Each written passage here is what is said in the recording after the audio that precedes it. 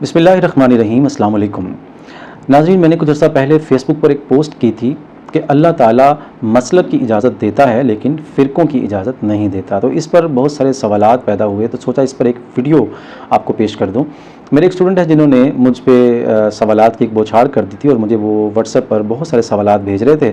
मैं उनके जवाबात भी दे रहा था, लेकिन वो साहब यूट्यूब चैनल पर एक आलिम दीन हैं, उनके वो शागिर्द हैं और उनसे वो जवाबात ले लेकर तो मुझे जो है वो उसके जवाबात भेज रहे थे। तो मैंने सोचा इस पर वीडियो बना ली जाए। देखिए, याद रखिए कि जब मैं ये कहा कि फ़िरक़ों की अल्लाह ताला इजाज़त नहीं देता और मसालिक की इजाज़त देता है, तो इससे मुराद क्या है? इससे मुराद ये है कि इस्लाम, यानी इस कॉन्सेप्ट को समझने के लिए आपको ये समझना है कि इस्लाम जब वो अहकामात देता है इंसान को, मुसलमान को, तो वो दो तरह के अहकाम होते हैं। एक कतई अहकाम कहलाते हैं। कतई अहकाम वो अहकाम हैं कि जिनमें ज़रा बराबर भी ऊंच नीच नहीं की जा सकती है। ये वो अहकाम हैं जो अल्लाह के रसूल सल्लल्लाहु अलैहि वसल्लम पर नाजिल हुए, उन्होंने आगे उम्मत में बयान किए और सहाबाए किराम में उनमें कभी कोई इख्तिलाफ नहीं हुआ। यानी हदीस या कुरान का जो टेक्स्ट है, जो नस है उसकी, उस नस का कोई एक से ज़्यादा माना नहीं निकलता था।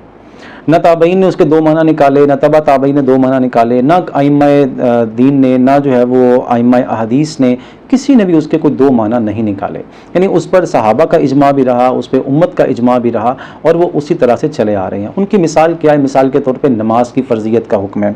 अब नमाज की जो फ़र्ज़ियत है वो कतई चीज़ है, रोज़े की फ़र्ज़ियत कतई चीज़ है, हज और जिहाद की फ़र्ज़ियत कतई चीज़ है। अब नमाज कितनी फ़र्ज़ है? दिन में 5 फ़र्ज़ हैं, इस पर कभी कोई इख्तिलाफ नहीं है। इन्हें हम कहते हैं कतई अहकामात। जैसे ख़त्म नबूवत का अक़ीदा है, ये कतई अक़ीदा है, इसके ऊपर कोई दो आरा कभी भी उम्मत में पैदा नहीं हुई। तो अल्लाह के रसूल सल्लल्लाहु अलैहि वसल्लम आखिरी रसूल हैं और उन्होंने जो दीन हम तक पहुंचा दिया, ये आखिरी दीन, यानी ये क़यामत तक के लिए यही चलेगा, यही शरीयत चलेगी और उसके बाद क़यामत आ जाएगी। तो ये हैं कतई अहकामात। दूसरे अहकामात होते हैं जिन्हें हम ज़न्नी अहकामात कहते हैं। ज़न का मतलब होता है गुमान या ख़याल। कुरान और हदीस में बसा औक़ात टेक्स्ट यानी नस जो है उसके अंदर अल्फाज इस तरह के आते हैं कि उनके एक से ज़्यादा माना निकलते होते हैं। यानी लुग़त के एतबार से उसके माना ज़्यादा हो सकते हैं या इस्तिलाह के एतबार से उसके माना एक से ज़्यादा हो सकते हैं। उनमें इख्तिलाफ़ पैदा हो जाता है और ये इख्तिलाफ़ सहाबाए किराम के ज़माने में ही पैदा हो गया था और अल्लाह के रसूल सल्लल्लाहु अलैहि वसल्लम की ज़िंदगी ही में पैदा हो गया था और अल्लाह के रसूल सल्लल्लाहु अलैहि वसल्लम ने इसको वैलिडेट किया था, इसको जायज़ करार दिया था। मिसाल के तौर पर आप सल्लल्लाहु अलैहि वसल्लम ने जब एक लश्कर रवाना किया था और आपने उस लश्कर को रवाना करते हुए सहाबाए किराम को एक तलकीन की थी। आपने फरमाया कि तुम असर की नमाज वहाँ जाकर पढ़ना। अब जब सहाबा रवाना हुए तो नमाज असर का वक्त जो है वो निकल रहा था, तो सहाबा ने नमाज की तैयारी शुरू कर दी। कुछ सहाबा ने नमाज की तैयारी शुरू की और कुछ ने उस पर एतराज़ किया कि नबी अकरम सल्लल्लाहु अलैहि वसल्लम ने फरमाया था कि नमाज वहाँ जाकर पढ़नी है। तो तैयारी करने वालों ने कहा कि अब चूँकि नमाज का वक्त निकल रहा है तो हमें यहाँ पढ़ लेनी चाहिए।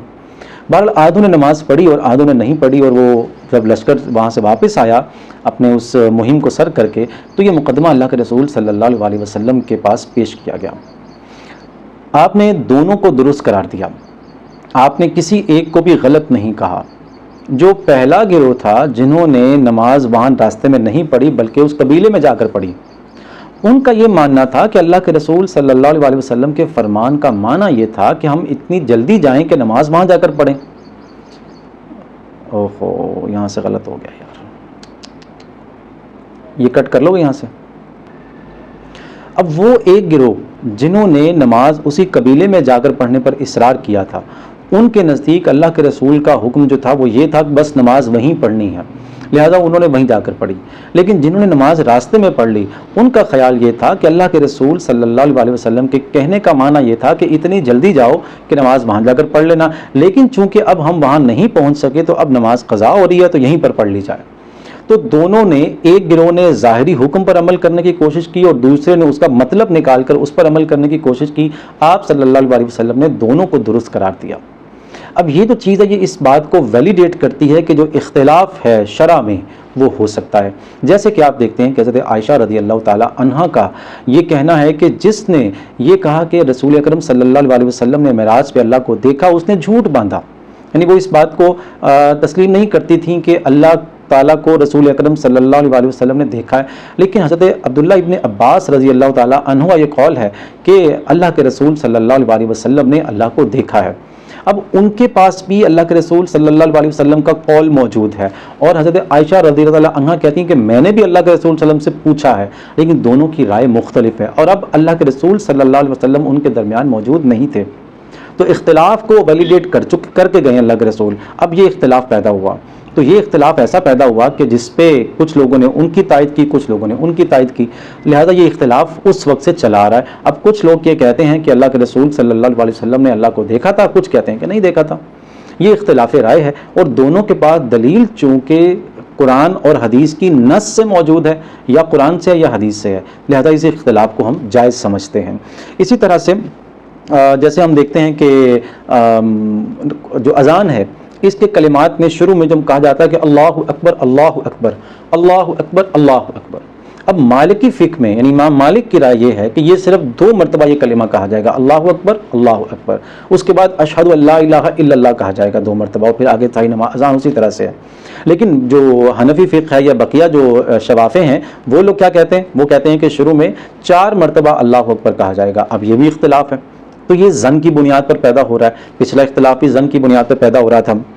इस तरह रसूल अकरम सल्लल्लाहु अलैहि वसल्लम ने फरमाया कि नमाज के आखिर में दुआ मांगा करो, ये वक्त दुआ की कबूलियत का होता है। अब जब ये कहते हैं कि नमाज के आखिर में दुआ मांगा करो, तो इस आखिर से इख्तिलाफ पैदा हो गया। कुछ फुकाहा ने कहा कि आखिर से मुराद जो है ना वो अत्तहियात पढ़ लेने के बाद जब दुरूद पढ़ लेते हैं तो वो नमाज का आखिर है। तो सलाम पढ़ने से पहले पहले जो कुरान और हदीस में आने वाली दुआएं हैं वो पढ़ी जा सकती हैं, जैसे कि हम अमूमी तौर पर रब्बी जाअलनी मुक़ीमस सलात ही पढ़ते हैं। इसी तरह आप रब्बना आतिना फिद दुनिया पढ़ सकते हैं, आप जो है वो रब्बना हब लना मिन अज़वाजिना पढ़ सकते हैं। बहुत सारी दुआएं हैं, रब्बना ला तुज़िग़ क़ुलूबना बअद इज़ हदैतना व हब लना मिन लदुनका रहमा इन्नका अंतल वहाब। इस तरह की बहुत सारी कुरानी दुआएं या जो हदीस में दुआएं मज़कूर हैं वो पढ़ी जा सकती हैं। लेकिन कुछ फुकाहा का ये कहना है कि आखिर से मुराद है सलाम फेरने के बाद दुआ, या उसके कुछ और भी दलाइल हैं, लेकिन ये भी एक दलील दी जाती है कि आखिर में कहा है तो वो आखिर नमाज ख़त्म होने के बाद है। तो ये जो है वो इख्तिलाफ मौजूद है उम्मत के अंदर। इसी तरह से कुर्बानी के 3 दिन हैं या 4 दिन हैं, ये भी इख्तिलाफ मौजूद है। अब ये जितने इख्तिलाफात हैं, और ये सैकड़ों नहीं, ये यानी बहुत ज़्यादा हैं, तो ये इख्तिलाफात जो हैं ये सारे के सारे ये ज़न की बुनियाद पर पैदा हुए। या तो जो नस है कुरान की या हदीस की, उसके टेक्स्ट के या उसके जो अल्फाज हैं उनके मानी एक से ज़्यादा हैं, इसलिए इख्तिलाफ पैदा हो रहा है। या फिर इसके जो मानी जो हैं उनके अंदर से निकलने वाला जो मफ़हूम है उसके अंदर इख्तिलाफ पैदा हो रहा है, तो ये ज़न की बुनियाद पर है। लिहाजा जो लोग इस तरह के इख्तिलाफात जो कि ज़न की बुनियाद पर पैदा हुए और उसके ऊपर एक राय को इख्तियार करके चलते हैं, वो एक गिरोह कहलाता है, उसको मसलक बोलते हैं। जैसे कि इमाम अबू हनीफा रहमुल्लाह ने एक राय इख्तियार की एक चीज़ के बारे में, फिर दूसरी चीज़ के बारे में, इस बहुत सारे अहकामात के बारे में उन्होंने इज्तिहाद किया और उसके ऊपर उन्होंने एक राय कायम की। इमाम अबू हनीफा के बाद जो है वो आप देखते हैं इमाम शाफ़ई हैं, तो उन्होंने भी एक राय कायम की। इमाम मालिक की अपनी राय, इमाम अहमद बिन हम्बल की अपनी राय, इमाम जाफ़र सादिकी रहमतुल्लाह अलैह उनकी अपनी एक राय है।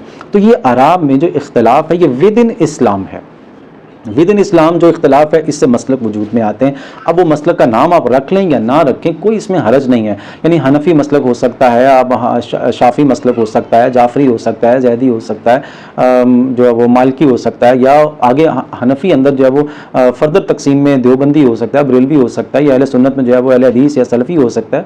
ये सारे के सारे मसलक हैं जो इस एक ही फ़िरके के अंदर रहते हुए मुख्तलिफ तकसीम है, इज्तिहादात का इख्तिलाफ है।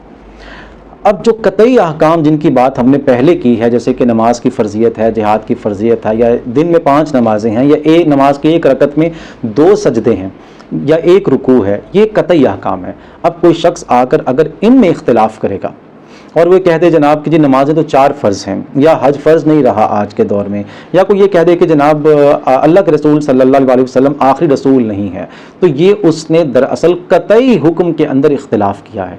ये इख्तिलाफ करने वाला जो है इसको कहते हैं कि वो एक फ़िरका बन गया है।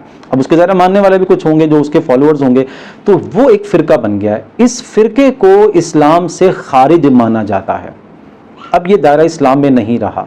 वो जो कुरान में आता कि इन्नल्लज़ीना फ़र्रक़ू, कि जिन्होंने फ़र्क कर दिया दीनहुम अपने दीन को, یعنی جنہوں نے دین کو ٹکڑے ٹکڑے کر دیا، اے نبی اب آپ کا ان سے کوئی تعلق نہیں ہے، وہ اصل میں یہ فرقہ ہے جنہوں نے دین کو ٹکڑے کیا، یہ دین کا ٹکڑے ٹکڑے کرنا ہے، اس کو فرقہ بندی کہتے ہیں۔ اب اللہ کے رسول صلی اللہ علیہ وسلم نے جو حدیث فرمائی ہے ذرا اس کا اطلاق کر کے دیکھتے ہیں۔ آپ نے فرمایا کہ بنی اسرائیل میں 72 فرقے تھے، میری امت میں 73 فرقے ہوں گے۔ اب یہ بات دھیان سے سنیے گا کہ میری امت میں 73 فرقے ہوں گے، ان میں سے ایک نجات پانے والا فرقہ ہے، وہ جنت میں جائے گا۔ اگر ہم اس حدیث کو مسلکوں کے اوپر اپلائی کر دیں اور مسلکوں کو فرقے قرار دے دیں، جیسے کہ ہمارے ہاں ایک عام روش ہے، جیسے کہ ہمارے ہاں یوٹیوب کے ایک عالم جو ہیں وہ بھی یہی کہتے ہیں کہ میں نے سارے فرقوں کو جو ہے وہ 3 بار طلاق دے کے ان کو جو ہے وہ ان کا جنازہ پڑھا کے دفنا دیا ان کو۔ اور وہ کس کو کہہ رہے ہیں فرقے؟ یہ جو بریلوی، دیوبندی اور حنبلی، شافعی، حنفی، وہ ان کو فرقے کہتے ہیں، اور ان کے ماننے والے بھی ان کو فرقے مان رہے ہیں۔ لہٰذا وہ کیا کہتے ہیں کہ ان کو دفنا دیا ہم نے۔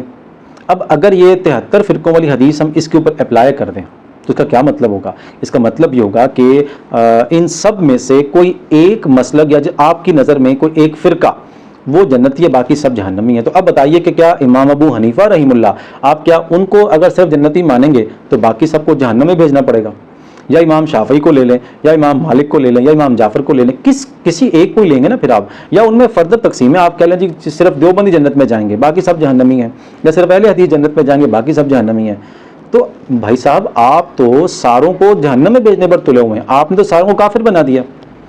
قرآن جن کو دائرہ اسلام سے خارج کر رہا ہے، آپ ان کو جو ہے وہ دائرہ اسلام سے خارج کرنے کے بجائے آپ جو دائرہ اسلام میں موجود ہیں ان کو خارج کر رہے ہیں۔ اب وہ جو یوٹیوب کے عالم دین ہیں جن کا نام لینا نامناسب ہے، ہم ہر اس شخص کی عزت اور احترام کرتے ہیں جو دین کے لیے کام کر رہا ہے، لیکن یہ کہ کچھ غلطیاں ایسی ہوتی ہیں جو کہ خاص طور پہ ہمارے نوجوانوں میں گمراہی کا باعث بن جاتی ہیں، جس کی وجہ سے وہ آپس میں ایک دوسرے کو جو ہے وہ کافر ہونے کے فتوے دینا شروع کر دیتے ہیں، جو کہ نہایت نامناسب اور بہت ہی گھنونی حرکت قرار پاتی ہے اسلام کے اندر۔ اب جو مسلک ہے، ہم سمجھتے ہیں، ہم جو اس حدیث کا فہم سمجھتے ہیں وہ یہ ہے کہ جو دین کے قطعی احکام میں فرق کر کے علیحدہ ہوئے، جیسے کہ قادیانی ہوں گے، یعنی انہوں نے ختم نبوت میں فرق کیا اور وہ دین سے علیحدہ ہو گئے، ان کو اسلام مسلمان نہیں مانتا۔ میری کیا حقیقت ہے کہ میں کسی کو کافر قرار دوں؟ اسلام ان کو مسلمان نہیں مانتا۔ اس طرح نصیریہ ایک فرقہ ہے، جیسے کہ پہلے جو ہے وہ خوارج گزرے ہیں جنہوں نے جو ہے وہ دین کے اسلام بنیادی معاملات کے اندر فرق پیدا کیا تھا، تو وہ فرقہ بن گئے۔ ان کا فرقہ بننے سے وہ دین اسلام سے نکل گئے ہیں۔ اب وہ دعویٰ کرتے رہیں گے کہ ہم مسلمان ہیں، لیکن اصل میں وہ مسلمان نہیں رہے، اسلام ان کو مسلمان نہیں مانتا۔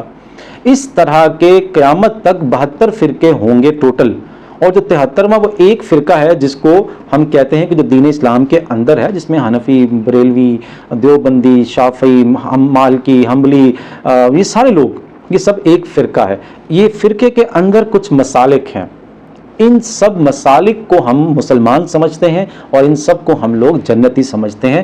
ہاں یہ ہو سکتا ہے کہ ان مسالک کے اندر کچھ لوگ گنہگار ہوں، کچھ کے عقائد کمزور ہو سکتے ہیں، ان کا عمل کمزور ہو سکتا ہے، ان کا عقیدہ کمزور ہو سکتا ہے، کوئی شرک میں مبتلا ہو سکتا ہے اور اس کی توبہ بھی کر سکتا ہے، کوئی توبہ کیے بغیر مر بھی سکتا ہے، کوئی شخص بدعت بھی کر سکتا ہے، کوئی شخص گستاخی بھی کر سکتا ہے، اس کی توبہ بھی کر سکتا ہے اور توبہ کیے بغیر مر بھی سکتا ہے۔ ان ساری صورتوں میں اگر اللہ تعالیٰ نے اس کو معاف نہیں کیا تو وہ قیامت کے دن جہنم میں جائے گا، اور اس کے بعد اپنی سزا بھگت کر آخر کار وہ جنت میں چلا جائے گا۔ یہ تو ایک عام مسلمان کا جو صحیح فہم ہے اس حدیث سے متعلق وہ یہی ہے کہ اب وہ جو 73 فرقوں والی حدیث ہے اس میں ایک فرقہ جو جنت میں جائے گا وہ یہ سب لوگ ہیں۔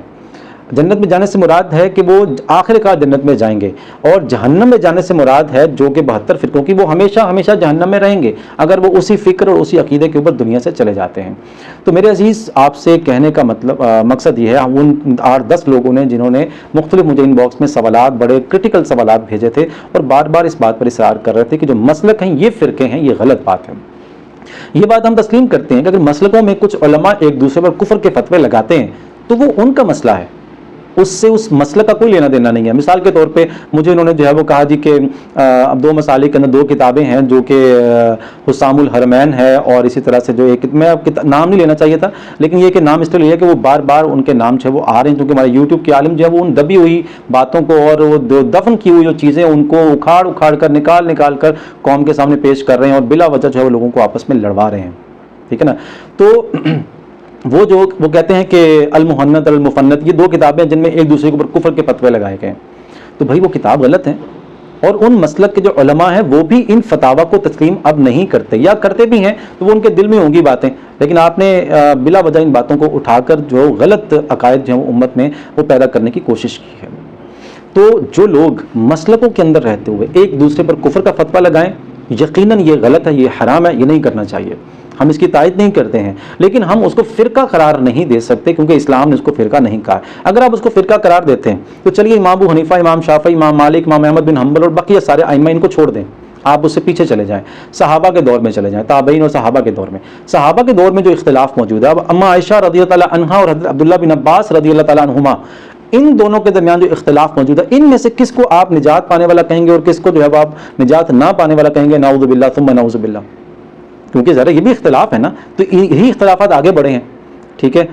اسی طرح سے نمازوں کے معاملے کے اندر اور مختلف جو نمازوں کی جزیات ہیں ان کے اندر کہ ہاتھ جو ہے وہ یہاں تک اٹھانا یا کانوں کو لگانا، ہاتھ سینے پر باندھنے یا ناف کے نیچے باندھنے یا ہاتھ چھوڑ دینے، امام مالک کے فقہ میں جو ہے وہ ہاتھ چھوڑ کر نماز پڑھتے ہیں، اہل تشیع میں وہ ہاتھ چھوڑ کر نماز پڑھتے ہیں، تو بقیہ جو ہیں ائمہ وہ ہاتھ باندھنے قائل ہیں، امام ابو حنیفہ وہ ہاتھ ناف سے نیچے باندھنے قائل ہیں، امام شافعی ہاتھ سینے پر باندھنے قائل ہیں۔ تو اب اس میں سے پھر آپ مجھے بتائیے کہ صحابہ کرام سے انہوں نے یہ اعمال لیے نا، تو اختلاف تھا تو اعمال آگے ٹرانسفر ہوئے ہیں، تو اب آپ صحابہ میں سے کس کو جنتی نعوذ باللہ ثم نعوذ باللہ کس کو جہنمی قرار دیں گے؟ تو اس حدیث کو کہیں نہ کہیں اس کو اپلائی تو کریں گے نا آپ، اب آپ اس کو اپلائی کریں اور پھر اس کو بتائیں کہ یہ اپلائی کرنے کے بعد آپ کیا نتیجہ نکالتے ہیں۔ میں نے ان صاحب کو میسج کیا آڈیو میں، ان سے کہا کہ پھر مجھے اس حدیث کا صحیح اطلاع کر کے بتائیں، اب اس کا جواب ان کو مجھے نہیں آیا، میں جواب لینا بھی نہیں چاہتا، مقصد صرف یہ کہ اللہ تعالیٰ ان کو سمجھ دے دے اس بات کی کہ وہ امت میں جو تفرقہ نہیں ہے وہ تفرقہ پیدا نہ کریں، اس سے امت میں بٹوارا ہوگا، تقسیم ہوگی، لوگ لڑیں گے آپس میں اور ایک دوسرے کی سر پٹول ہوگی اور جس کی وجہ سے نقصان اسلام کا ہوگا۔ تو ناظرین آپ کے سامنے یہ بات کرنے کا مقصد صرف اتنا ہے کہ فرقے اور مسلک کے فرق کو سمجھیں، مسلکوں کی اجازت اسلام دیتا ہے اور فرقوں کی اجازت اسلام قطعاً نہیں دیتا ہے، اور جو فرقوں میں مبتلا ہوتا ہے وہ دائرہ اسلام سے خارج ہو جاتا ہے، اور یہی وہ 72 فرقے ہوں گے جو جنت میں نہیں جائیں گے۔ ایک فرقہ ہوگا جس کے اندر جتنے مرضی مسلک بن جائے، بس وہ بدین اسلام ان کی دلیل قرآن و سنت کی بنیاد پر ہونی چاہیے، وہ انشاءاللہ تعالی جنت میں ضرور جائیں گے انشاءاللہ۔ پھر اگلے کسی ویلاگ میں آپ سے دوبارہ ملاقات ہوگی، اس وقت تک کے لیے مجھے اجازت دیجیے، اللہ حافظ۔